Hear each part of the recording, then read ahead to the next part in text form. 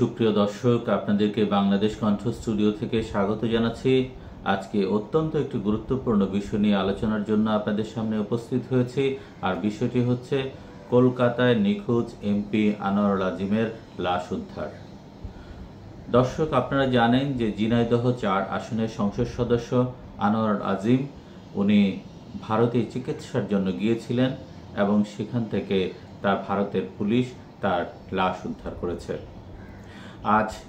সকালে 22শে মে কলকাতার নিউটন এলাকার সঞ্চিতা গার্ডেন থেকে তার লাশ উদ্ধার করা হয়। কলকাতার পুলিশ জানিয়েছে এ ঘটনায়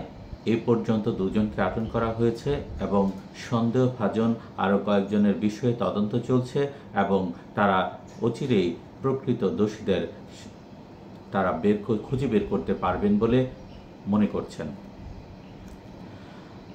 কিছু তথ্য আসলে সুপ্রিয় দর্শক আপনাদেরকে জানিয়ে রাখি। ঝিনাইদহ ৪ আসনের সংসদ সদস্য 12 মে দুপুর 2:40 দর্শনা গেদে সীমান্ত দিয়ে ভারতে প্রবেশ করেন এবং এরপর থেকে নদিয়া সীমান্ত এলাকায় সন্ধ্যার সময় কলকাতার অদূরে বহারনগর থানার 17-3 মণ্ডলপাড়া রেলের স্বর্ণ ব্যবসায়ী তার বন্ধুর বাড়িতে ওঠেন এবং সেখানে তিনি কিছুটা সময় অতিবাহিত করেন এবং পরদিন রাত্রি যাপন শেষে পরদিন 1:40 সময় বাড়ি থেকে যে বাড়িতে তিনি উঠেছিলেন, যে বন্ধুর বাড়িতে, সে বন্ধুর বাড়ি থেকে হেঁটে কিছুটা সামনে গিয়ে একটি গাড়িতে ওঠেন, কিন্তু গাড়িতে ওঠার পর থেকে তাকে আর ফোনে সংযোগ করা যায়নি এবং তার বন্ধু যেটা বলেছেন যে কলকাতা একটি থানায় যে হারিয়ে যাওয়া ডায়েরি তিনি করেছেন সেটাতে তিনি লিখেছেন তার বন্ধু এমপি আনার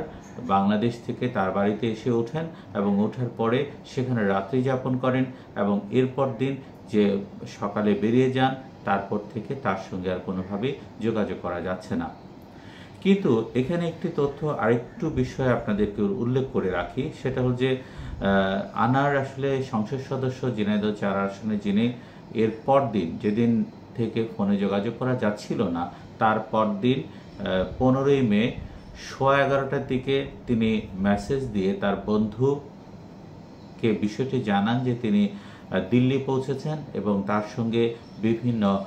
শ্রেণীর ভিআইপিরা রয়েছেন এবং তাদের সঙ্গে তিনি খুব ভালোভাবেই আছেন, কোনো সমস্যা নেই। এখন প্রশ্ন হলো যে দিল্লি যাওয়ার পর থেকে যে মেসেজটা তিনি দিয়েছেন সেই মেসেজের যে অপশন, সেটা আসলে দিল্লি থেকে মেসেজ এসছে বলে কলকাতা পুলিশ জানাচ্ছে না। কলকাতা পুলিশ মনে করছে এই মেসেজটি অন্য জায়গা থেকে এসছে এবং ওই সময় আসলে কলকাতায় নিখোঁজ ছিলেন এমপি আনার। এর আগে আরও একটু কিছু তথ্য আপনাকে জানাই যে এমপি আনার চিকিৎসার জন্য ভারতে যাওয়ার পর থেকেই প্রায় 3 দিন যাবৎ যখন পরিবারের সঙ্গে যোগাযোগ বিচ্ছিন্ন হয়ে যান এবং পরিবারের কোনোভাবেই যোগাযোগ তার সঙ্গে করতে পারছিলেন না এবং এমপি আনারও যখন পরিবারের সঙ্গে যোগাযোগ করছিলেন না, তখন তার ব্যক্তিগত সহকারী পিএস আব্দুর রউফ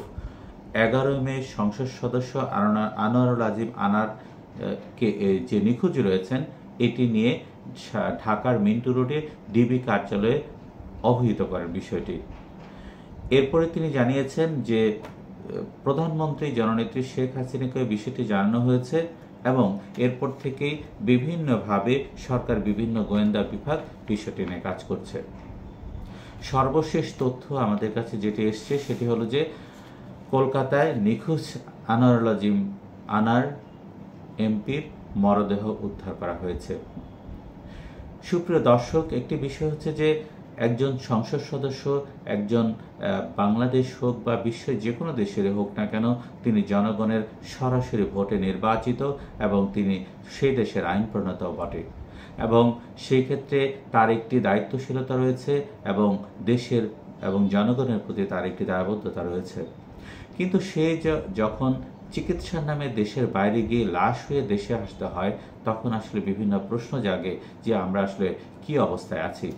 আসলে সংসদ সদস্য আনোয়ারুল আজিম আনারের লাশ আমরা দেশে যথাযথভাবে ফিরিয়ে আনার ব্যবস্থা করা হোক, সরকারের কাছে আমরা এই দাবি করছি এবং গণমাধ্যম চায় যে তার যে হত্যা করা হয়েছে এবং বা তার কিভাবে হত্যাকাণ্ড সংগঠিত হলো এবং তিনি কিভাবে মৃত্যুবরণ করলেন, আদৌ কি এটি হত্যাকাণ্ড কিনা সরকার, বাংলাদেশ সরকার ভারতের সরকারের সঙ্গে আলাপ আলোচনার মাধ্যমে সেদেশে আইনশৃঙ্খলা রক্ষাকারী বাহিনীর মাধ্যমে যথাযথ ব্যবস্থা নেবেন এবং প্রকৃত দোষীদের খুঁজে বের করে যথাযথ শাস্তির আওতায় আনবেন। সুপ্রিয় দর্শক, আমরা বাংলাদেশ কণ্ঠে প্রতিদিন অত্যন্ত গুরুত্বপূর্ণ বিষয়গুলো নিয়ে আলোচনা করে থাকি। আপনারা যদি আমাদের আলোচনার সঙ্গে থাকতে চান তাহলে বাংলাদেশ কণ্ঠ ইউটিউব চ্যানেল সাবস্ক্রাইব করে আমাদের সঙ্গে থাকতে পারেন।